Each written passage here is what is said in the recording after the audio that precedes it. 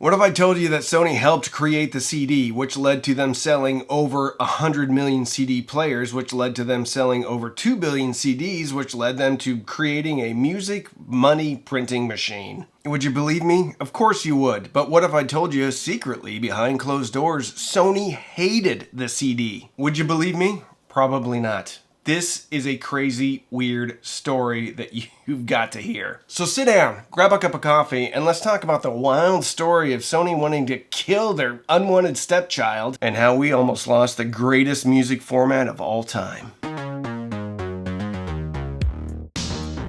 We have a lot to cover today. We're going to talk about the monumental amount of money that Sony was making from CDs and the insanity of them wanting to kill the format. The formats that they were trying to replace the CD with, what the world would have looked like had they been successful, and how in the world CDs survived, and why we should be grateful.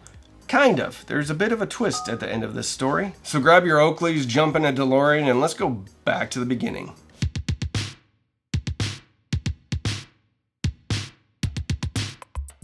We gotta go at light speed. In 1979, Sony created the CD, the compact disc, with Philips. Sony was out of Japan, Philips was out of the Netherlands. The key figures involved were Toshitada. Listen, I'm gonna butcher all of these names, so just bear with me. Toshitada Doi from Sony, and Keys Schuhammer Emink from Philips. Why can't they just have two names? The format was finalized in 1980 with the release of the Red Book Standard. And the first commercial CD player was the Sony CDP-101, launched in October of 1982. And I can't make this up, but I was just looking up some cool things about October of 1982 to include in this video, and I found some. One of which is Epcot Center opening at Disney. Another was the Tylenol murders in Chicago. And the most ironic of all was John DeLorean was arrested. The designer of the DeLorean, which I actually led into this section with. Apparently he sold something bad to some FBI agents. So even though Philips did a ton of work and a lot of heavy lifting on the creation of the compact disc, Sony, because of their size, they were kind of the face of the CD, and a lot of people to this day think that Sony invented the CD alone, but they didn't. Before Sony and Philips joined forces, there was a big old digital format war. Companies like Toshiba, JVC, and Hitachi were all developing competing optical formats. Sony wanted a 100mm disc, Philips wanted a 115mm disc, and it was shaping up to be Betamax versus VHS all over again. So in 1979, a very rare tech truce happened. They decided on a 120mm disc. Philips would do the encoding, and Sony would do the error correction. Surprisingly, the original compact disc was designed to hold 60 minutes of music. However, Sony executive Noriya Oga, who happened to be an opera fan and who happened to be the Sony president at the time, demanded that it be able to hold Beethoven's Ninth Symphony, specifically the 74-minute 1951 performance. And that's what caused the CD to grow to 120 millimeters, because one dude wanted a bunch of classical music on it.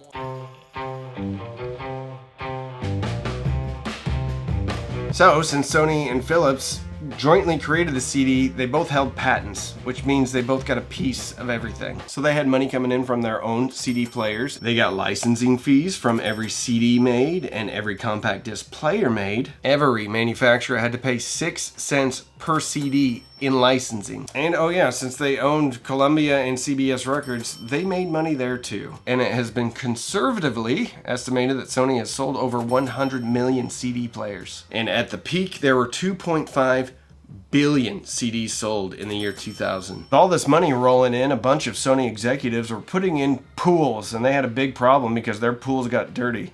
Well, thanks to today's sponsor, that can all be taken care of.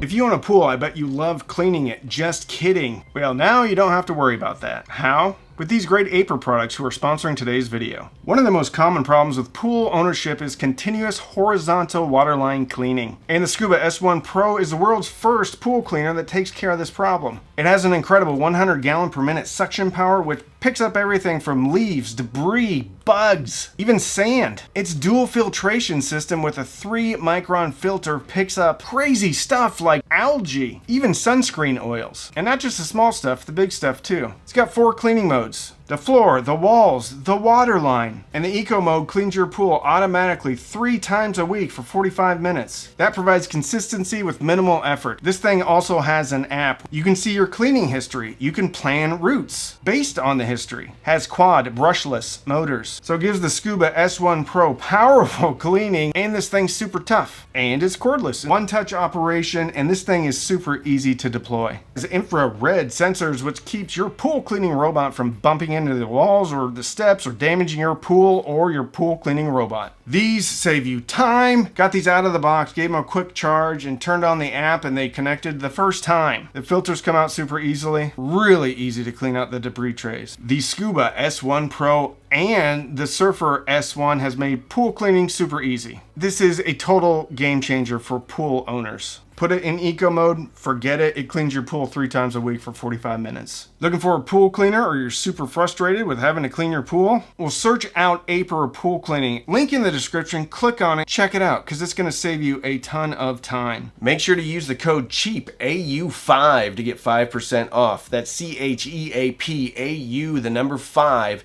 and get 5% off. Check out the Scuba S1 Pro and the Surfer S1.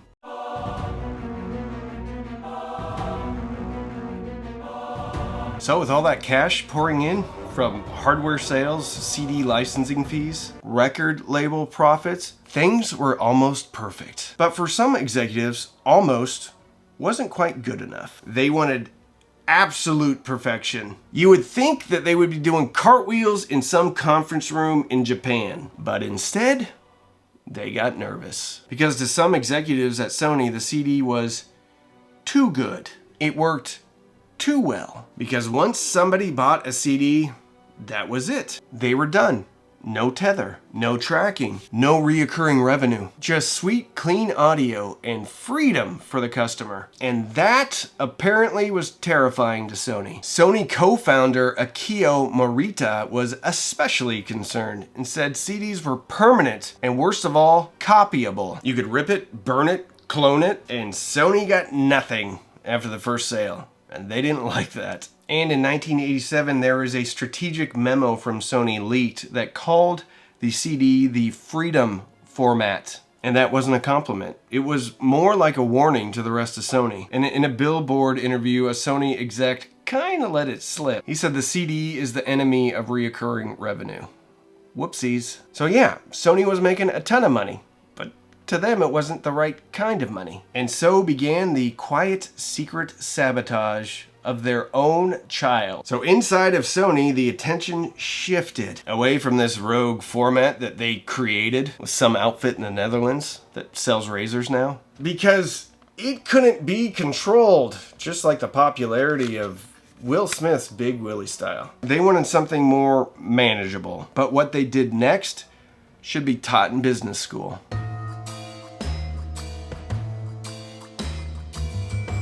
So enter the Minidisc and DAT. These weren't just new formats, it was Sony's opportunity to hit the reset button on this runaway train of compact disc awesomeness. Minidisc used proprietary rewritable media that only worked in Sony-approved hardware. DATs were locked down digital recorders, too expensive for average people, but perfect for gatekeeping pro markets. And here's the twist, or the genius. With these formats, Sony just didn't get a piece of the pie, they got the whole bakery. With CDs, they had to share the table. Granted, they got paid when anybody made a disc or anybody made a CD player, but with Minidisc and DAT, Sony controlled everything. The hardware, the software, the licensing, the media format, and even the blank discs. It was vertical integration at its finest. Instead of getting a few cents per CD, Sony would get a cut of every transaction, from production all the way to playback. The Minidisc launched in 1992 in Japan. There's a mainstream push between 1995 through 1998. Prices dropped, more albums were released on Minidisc, and they were marketed as a CD plus cassette killer. They peaked in 1999, way more popular in Japan and parts of Europe, and they were gaining traction in the US. And by 2000, Sony was selling 22 million Minidiscs a year. Major artists and labels were backing it because of the copyright protection. They redirected a ton of engineering resources away from CD players to Minidisc players and DAT recorders. And they pushed customers hard to thinking that Minidiscs were actually the freedom format. Because in Sony's ideal future, music wasn't something that you bought just once. It was something that you licensed every single time. And had they pulled it off, well, we may have ended up in a musical world where everything cost more, did less, and was bundled with a bunch of firmware updates and legal disclaimers. But it never even got close to CD sales.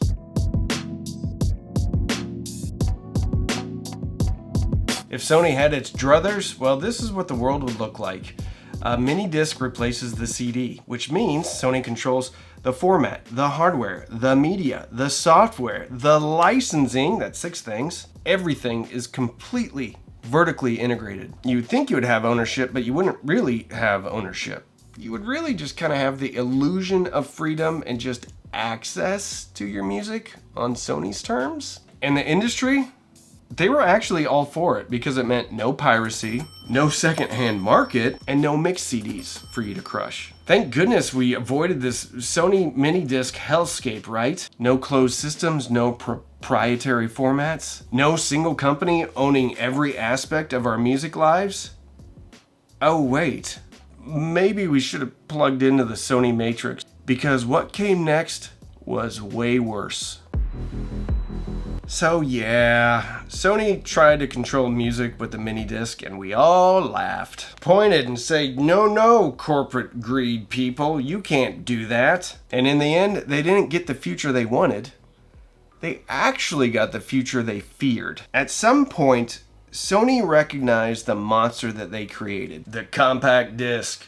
It was beautiful, it was profitable, but it was completely uncontrollable. And somehow, all the way back then, somebody had the foresight to see what type of chaos it would unleash. And they tried desperately to put that monster back in the cage. And honestly, they weren't wrong. Today we see a CD as freedom. Freedom from streaming. Freedom to own your own music and have it on the shelf. Freedom from the track being unavailable in your region. But if we really think about it, CDs led to ripping. Ripping led to making mixed CDs with only your favorite tracks, which led to the death of the album. That led to MP3s. MP3s led to Napster, which led the music industry to freaking out and suing teenagers and single moms trying to download How You Remind Me by Nickelback, which led to the death of Napster, and from those ashes crawled out the true monster, music streaming, which ironically has a business plan revolving around the same thing that Sony always wanted: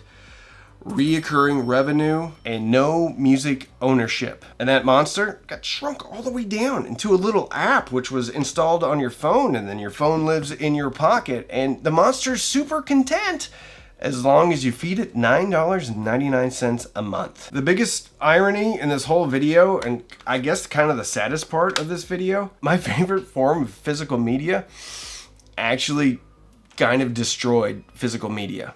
At least for the masses. Or at least it was the first domino that started this whole thing in motion.